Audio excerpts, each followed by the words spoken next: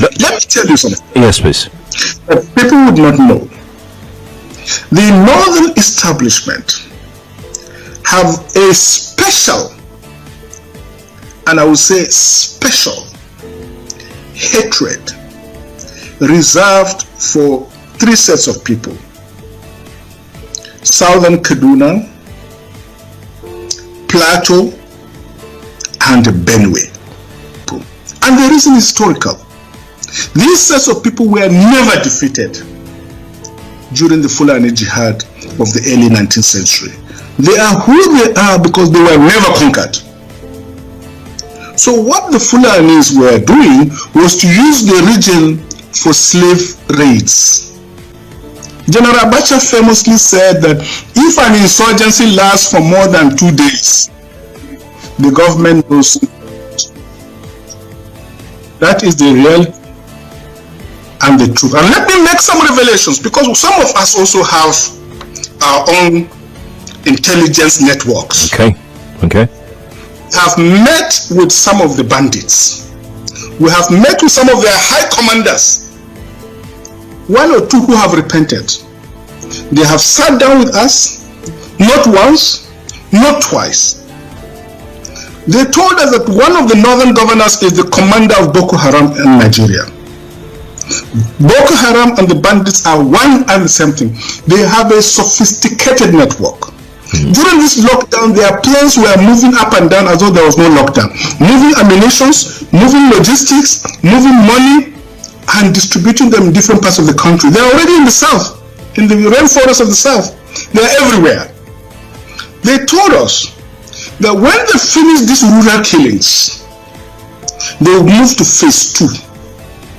The phase 2 is they will go into the urban cities, going from house to house, killing prominent people. I can tell you, this is the game plan. By 2022, they want to start a civil war in Nigeria. Don't joke with what I'm saying. I have a PhD from Oxford University. I'm a central banker. We don't talk nonsense. So don't joke with what I'm telling you. I have this from the highest possible authority, higher authorities of some of the commanders of the killers and Boko Haram. You said northern governors, past or present, Dr. Badaya? No, current. No, they said one of them is the commander of Boko Haram in Nigeria. One of them. When he said politically motivated banditry, could he explain what he meant? He never really explained what that means. Revenge killings. Who is revenging what killing and when? And then mutual violence. Mutual violence itself is a symptom of other things. So I think that response says more about the spokesman rather than actually about the people of Southern Kaduna. Okay, fine. Let us say it is politically motivated banditry, revenge killing, mutual violence. So what have you done about it? Does that in a way explain it away? Does it justify it?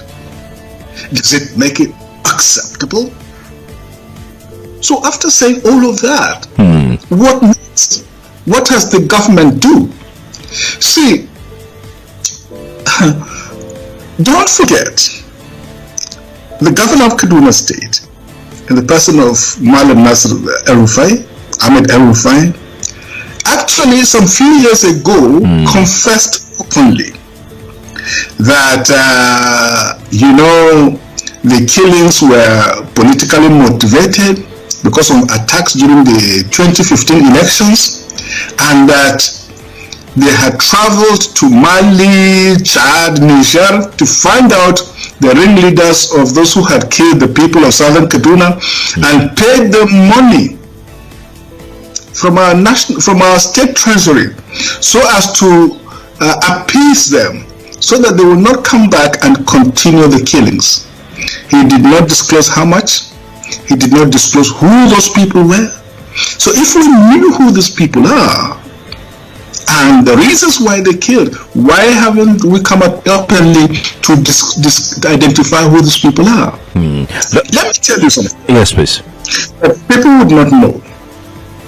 The northern establishment have a special, and I would say special, hatred reserved for three sets of people: Southern Kaduna, Plateau, and Benue. They would prefer anybody anywhere in the world except those three. When you say the northern establishment, are you talking about the Muslims in the north? You know, I have tried to avoid the issue of Muslim Christian. It is not that. The northern power establishment know who they are. They are not necessarily even Muslims, because good Muslims wouldn't be doing what they are doing. They are just a set of murderers, fraudsters, and criminal gangsters that are occupying political offices. This is what they are. So what is their aim? What is the end game? What are they aiming to achieve? I think you allow me to talk. If you permit me to talk, I will talk. Okay, please go on. They have special hatred for Southern Kaduna people, a special hatred for Plateau people, and a special hatred for Benue people. And the reason is historical. These sets of people were never defeated during the Fulani Jihad of the early 19th century. They are who they are because they were never conquered. So what the Fulanis were doing was to use the region for slave raids. They will come at night, they will come at dawn, come at noonday, they were areas for slaves. But our people staunchly resisted them, and they never had a headway. This is why they are who they are today. Then they were trading and all sorts of things. So if you ask me, really, the reasons for the current crisis, where it is leading us to today, is historical, slavery, the Fulani Jihad.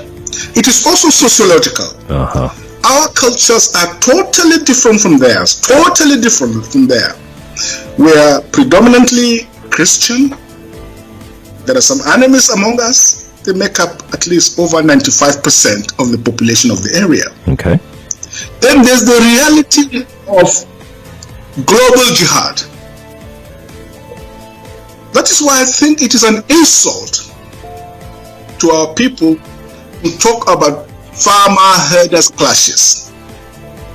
Those who use that kind of language are accessories to genocide. Because it is nothing like farmer-herders clashes.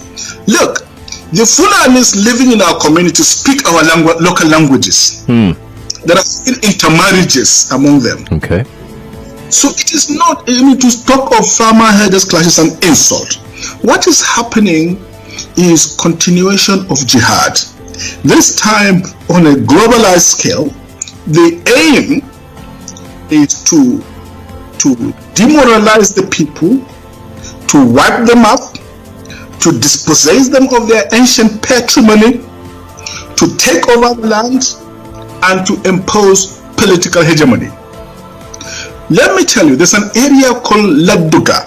Okay. That area is bigger than Abuja. For more than a decade now, they've driven the indigenous from that area. It's around Kachia area. They've taken over the area and they've turned it into a vast grazing reserve. Our people are not allowed near there. They have their own emir, they have their own chiefdom, out of nowhere, when in fact, Zazo Emirate starts from Jaji. Because Kaduna belongs to the Baji people. Every historian knows this. It is not Fulani territory. That is why we have no emir of Kaduna. But we have a chief of Kaduna who is an indigene. And because he's an indigene, they have refused to give him first-class status. He's just a common chief somewhere unknown by people. So what is happening today is it's a jihad. It's a struggle to take over our land, to turn the whole of southern Kaduna into a vast grazing reserve reserved for Fulanis. This is the end. This is the game plan. That's the game plan. Dr. Melafia, let me come to you right now. Let's talk about today. There is a curfew in southern Kaduna. Killings are still ongoing. What are your thoughts as regards this, Dr. Melafia? It's very, very clear, sir. The strategy generally is that they declare a curfew. Then everybody stays at home. The army goes in there and mop up any bows and arrows and dengons that the local communities have to defend themselves. Immediately they are leaving, you hear gunshots. The jihadists coming, killing, raping, maiming. That has been the approach. Even during the lockdown under coronavirus, this is really what was going on. So I think General T.Y. Benjuma has a point. And I can tell you, the late General Luka Yusuf, of blessed memory, former chief of army staff, he had reason to call one of his successors, an army chief of staff. He called him and almost slapped him. He told him, I wore this uniform before you. I know what you are doing. You are the one giving uniforms and boots to these killers to come and kill my people. If you don't stop it, now me and you. And during that, I can tell you, I will, for legal reasons, I won't name the names. The people are sitting around. They know them. They know themselves. Then it stopped. The nonsense stopped. But look, let me take point by point, because there's a lot of ignorance going on. Madam Usman, look, fighting went on and there was a lot of fighting and youths blockaded the roads and did some nasty things. We don't approve of that. But if it is true, it is a Muslim attack on Muslims, what has that got to do with land? What has that got to do with land? Why don't you leave it on the sphere of just religious killings and so on? Why do you want our land? Why? Does it occur to you that anywhere you people settle, the place becomes a desert? I don't know whether you understand that. Anywhere you settle, that place becomes a desert. Look at history and look at geography of the world. Anywhere these people settle, the place becomes a desert. It becomes cursed without blessing. That's why you want other people's land. Please go back to your desert and leave my people alone. Please. 2. Ade talks about judgment day. I agree with you. Judgment is coming, because you cannot disembowel pregnant, expectant mothers. You cannot kill innocent children and elders, and their blood touches the ground, and God will not judge. Judgment is coming. Those people who have done this wickedness will carry their own shit with their own hands. Excuse my language. It's all right. The time is coming. Mark my words. Obadiah is a minor prophet in the Jewish Old Testament. So mark my words. Judgment is coming. There will be the judgment of God, the judgment of history, the judgment of posterity, and the judgment of humanity. Obi, look, I've heard this thing, Obi, from Ejigbo. I have Indigbo friends, very dear friends. Yesterday, this weekend, Ohaneze Indigbo leaders and Afenifere leaders and Pandef leaders from Niger Delta were all in southern Kaduna on a fact-finding mission. The peoples of the middle belt of southern Kaduna, we have a newfound solidarity with the south. Our destiny does not belong in the north. We are no more northerners, and we shall never be northerners. We shall either stand on our own or join the south. Mark my words. Mark my words. But Paul, Obi, you are very wrong.